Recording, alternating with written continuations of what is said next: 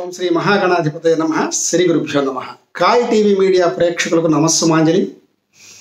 మనం ఇప్పుడు సంస్కృత సాహిత్యంలో ఎంతో ప్రసిద్ధి చెందినటువంటి బహుళ జనాదరణ పొందినటువంటి ఒక శ్లోకమును గురించి సోదాహరణపూర్వకంగా తెలుసుకుందాం.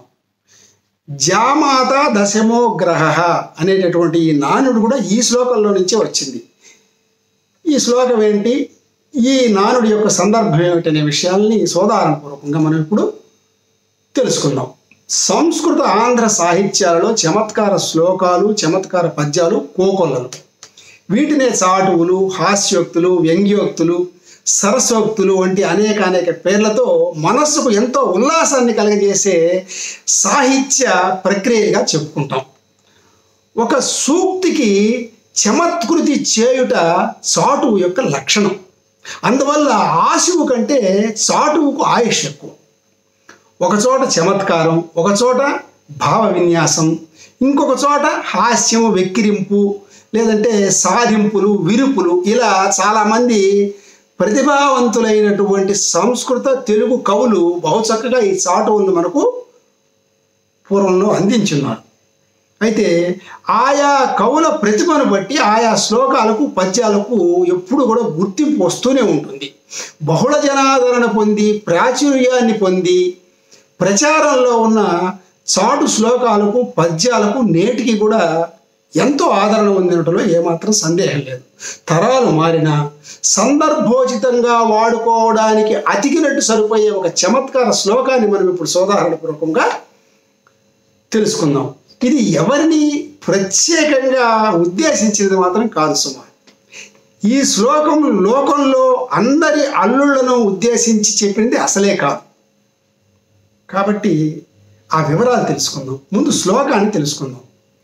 సదా వక్రః సదా క్రూరః సదా పూజామపేక్షతే కన్యారాశి స్థితో నిత్యం జామాత దశమో గ్రహః.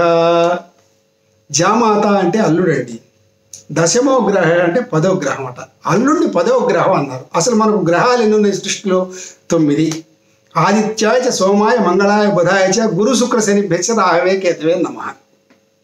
సూర్యుడి నుంచి కేతు వరకు 9 గ్రహాలు ఉన్నాయి. అయితే ఇక్కడ ఈ అల్లుడిని ఏమంటున్నాడు? సదా వక్రః. ఈ 10వ గ్రహము సదా వక్రః, ఎప్పుడూ వక్రంగా ఉంటుందట. అక్కడ సృష్టిలో ఉన్నటువంటి ఆ 9 గ్రహాలు ఎప్పుడూ వక్రంగా ఉండవు.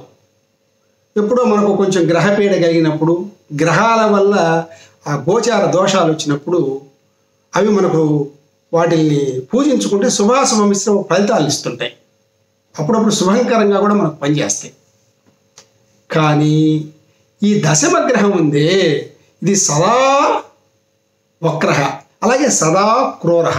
సదా క్రూరః అంటే ఎప్పుడు కఠినంగానే ఉంటుందట.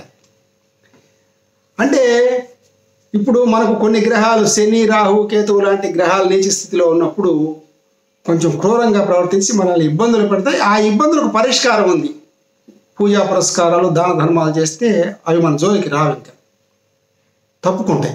కానీ ఈ దశమ గ్రహం ఉందే, ఇది సదా క్రూరః అంట, ఎప్పుడు కఠినంగానే ఉంటుందట, మార్పు ఉండదు.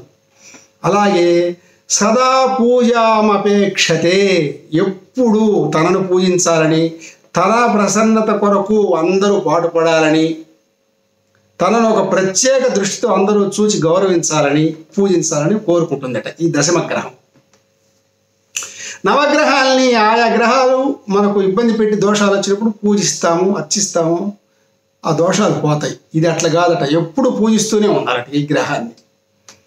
అలాగే కన్యారాశి స్థితో నిత్యం, ఈ దశమగ్రహము ఎప్పుడు కూడా కన్యా రాశిలో ఉంటుందట. స్త్రీని ఆధారంగా చేసుకొని ఎప్పుడు ఇక్కడే ఉంటుందట. అంటే మావగారింట్లో తిష్ట వేయడం అన్నమాట. అది కవి చమత్కారం. స్వసుర గృహం పరమ సుఖం అన్నట్ట ఒక మావగారు. మా అల్లుడికి హాయిగా, మా ఇల్లు హాయిగా ఉంది లేవయ్యా, పరమ సుఖంగా అన్నట్ట. అటనే ఎప్పుడు తిష్ట వేసుకొని ఉంటాడు. అలాగే జామాత దశమో గ్రహ. కాబట్టి ఈ 10వ గ్రహం ఎవరయ్యా అంటే అల్లుడు. అయితే లోకంలో అల్లుళ్ళు అందరూ అట్నే ఉంటారా? ఉండరు. ఈ కవి గారి స్వీయ అనుభవం అయ్యొచ్చు. లేదా అనేక మంది అనుభవాలు జనబాహుళ్యంలో వచ్చినటువంటి అనేక ఆ పరిశీలనా శక్తితో ఈ శ్లోకాన్ని ఆయన రాసి ఉండి ఉంటాడు. ఎందుకంటే అందరూ చెడ్డ అల్లుళ్ళు ఉండరు, అందరూ మంచి అల్లుళ్ళు ఉండరు. కాబట్టి కొంతమంది ఉంటారు. కాబట్టి అలాంటి వాళ్ళని ఉద్దేశించి మనసులో పెట్టుకొని బహుశా అల్లుడు పదవిగ్రహం అని ఉంటాడు. కాబట్టి ఈ శ్లోకంలోని వస్తువు నిజంగా పాపం ఆ కవి గారి యొక్క స్వీయ అనుభవం అని చెప్పి మనం అనుకోవాలి. అయితే ఈ రోజుల్లో ఇలాంటి శ్లోకాలు కొన్ని వాస్తవ పరిస్థితులకు అద్దం పడుతున్నాయి, అందులో సందేహం లేదు. మరికొన్నింటికేమో కాలదోషం పట్టింది. ప్రస్తుతము అక్కడక్కడ అడపాదడప ఆడపిల్లల తల్లిదండ్రులకు కొంతమంది అల్లుళ్లతో పెట్టిపోతల విషయంలో, కట్టకానుకల విషయంలో, మర్యాద మన్ననల విషయంలో కొంచెం భేదాభిప్రాయాలు, వేధింపులు ఉంటూనే ఉన్నాయి. కాబట్టి అందువల్ల ఏంటంటే ఈ జామాత దశమో గ్రహ అని అప్పుడప్పుడు అనుకుంటుంటారు. ఎందుకంటే ఉదాహరణకి ఇద్దరు స్నేహితులు ఎదురైనా అనుకోండి, ఏమండి నీ కూతురు అల్లుడు బాగున్నారని పక్కన ఆయన అడిగాడు అనుకోండి, ఏం బాగులండి జామాత దశమో గ్రహ అని చమత్కరిస్తాడు. అంటే ఆ అల్లుడు వల్ల ఆయన ఇబ్బంది పడుతుండొచ్చు. అలాంటి సందర్భాల్లో దీన్ని మనం ప్రయోగిస్తూ ఉంటాం అన్నమాట. అంటే కేవలం అల్లుడు ఆశపోతూ చెడ్డవాడు ఇబ్బంది పెట్టేవాడు అయినప్పుడే దీన్ని వాడతాం అన్నమాట. అందరినీ గురించి వాడం, అది గమనించాల. అసలు మనకు సుమతి శతకకారుడు కూడా చెప్పాడు కదా, అల్లుని మంచితనంబును తెల్లని కాకులు లేవన్నాడుగా ఆయన పద్యంలో కూడా. కాబట్టి అప్పుడేదో ఆ కాలానికి అనుగుణంగా చెప్పారనుకోండి. అయితే ఇప్పుడు ఏంటంటే ఈ ఇన్ఫర్మేషన్ టెక్నాలజీ బాగా పెరిగింది. ఇప్పుడు స్త్రీలకు కూడా ఆర్థిక స్వేచ్ఛ వచ్చింది.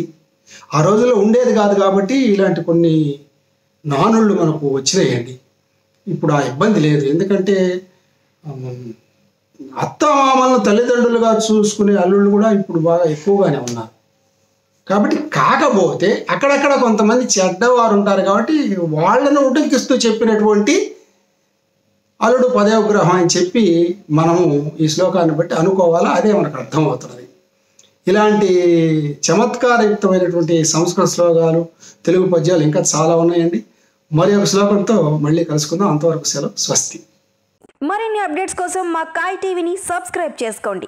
మా వీడియో కనుక మీకు నచ్చినట్లయితే లైక్ చేయండి, షేర్ చేయండి. మీ విలువైన అభిప్రాయాలను కామెంట్ బాక్స్లో తెలియజేయండి.